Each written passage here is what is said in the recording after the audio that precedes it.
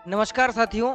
Supreme court में अब जजों की संख्या जो है उनकी कमी दूर होने वाली है, क्योंकि केंद्रीय कैबिनेट ने जजों की संख्या में वृद्धि करने के लिए प्रस्ताव जो है उस प्रस्ताव को मंजूरी दे दी है। और इस प्रस्ताव के अनुसार जो वर्तमान में जजों की संख्या 34 मतलब 33+1 है, उसको बढ़ाकर 38+1 मतलब 39 करने का प्रस्ताव जो है वो रखा गया है। इसके लिए सरकार जो है वो सुप्रीम कोर्ट जजों की संख्या संशोधन बिल 2026 लाने जा रही है, ताकि पेंडिंग केसेस और जजों के रिटायरमेंट से जो समस्या पैदा होने वाली उस समस्या को कम किया जा सके। आइए जानते हैं आखिर किस प्रकार से जजों की संख्या बढ़ती है और क्या इनका पूरा इतिहास रहा है। नमस्कार, मेरा नाम है मुकेश और आप सभी का बहुत बहुत स्वागत है जजमेंट्स टुडे पर। यदि आपने अभी तक चैनल को सब्सक्राइब नहीं किया है तो सब्सक्राइब बटन दबाना न भूलें और लाइक जरूर करें, साथियों को शेयर जरूर करें। चलिए साथियों, समझते हैं कि संशोधन की कानूनी प्रक्रिया क्या है, क्योंकि बहुत सारे लोग पूछते हैं कि किस प्रकार से यह संशोधन होता है, जजों की संख्या किस प्रकार से बढ़ती है। तो इतिहास और जजों की संख्या को बढ़ाने की जो प्रक्रिया है पूरी समझते हैं। तो जजों की संख्या को बढ़ाने के लिए 3 स्टेप वाली प्रक्रिया जो है वो अपनाई जाती है। सबसे पहले संविधान में एक आधार है और वो आधार है अनुच्छेद 124 क।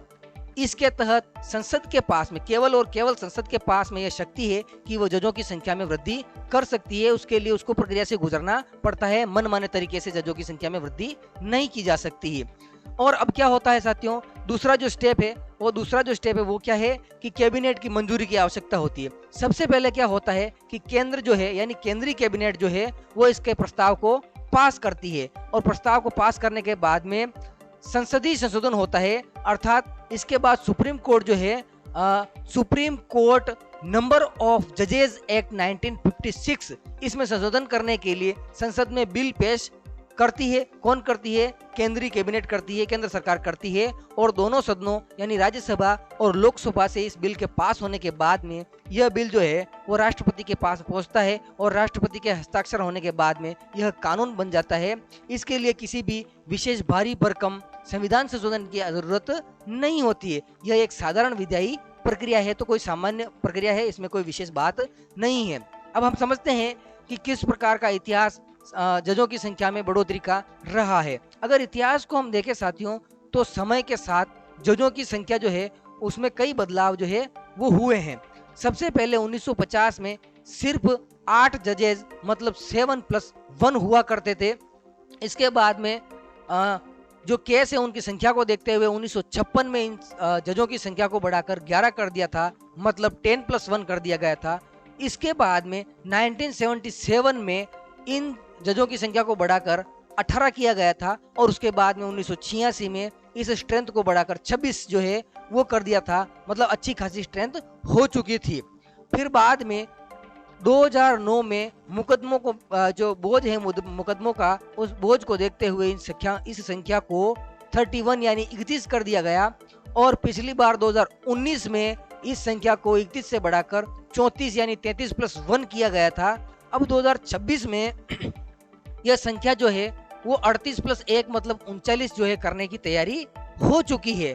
इस साल सुप्रीम कोर्ट के लगभग 4 जो है जज जो हैं वो रिटायर होने वाले हैं। जो 4 बड़े जज हैं वो रिटायर होने वाले हैं, और ऐसे में अगर यह बिल नहीं आता है तो पेंडिंग केसों का जो अंबार है वो लग जाएगा। इस कारण से 2019 के बाद में अब 2026 में जो है यह बड़ा कदम जो है न्यायपालिका को नई ताकत देगा, और नया जो है अपना कीर्तिमान जो है वो रचने जा रहा है केंद्रीय कैबिनेट। तो यह था साथियों सुप्रीम कोर्ट में जजों की संख्या को बढ़ाने का पूरा गणित और कानूनी प्रक्रिया। क्या आपको लगता है कि 39 जज जो है वो भारत की इतनी आबादी लगभग 150 करोड़ आबादी जो है उसके लिए काफ़ी है? अपनी राय जो है वो कमेंट बॉक्स में ज़रूर लिखें, और न्याय से जुड़ी हर एक अपडेट को यानी जजमेंट्स से जुड़ी सभी प्रकार के, चाहे सुप्रीम कोर्ट हो चाहे स्टेट की जो हाई कोर्ट्स हो, उनसे जुड़ी हर प्रकार की अपडेट्स के लिए चैनल को सब्सक्राइब करना न भूलें। मिलेंगे किसी इसी प्रकार के वीडियो में, तब तक के लिए धन्यवाद।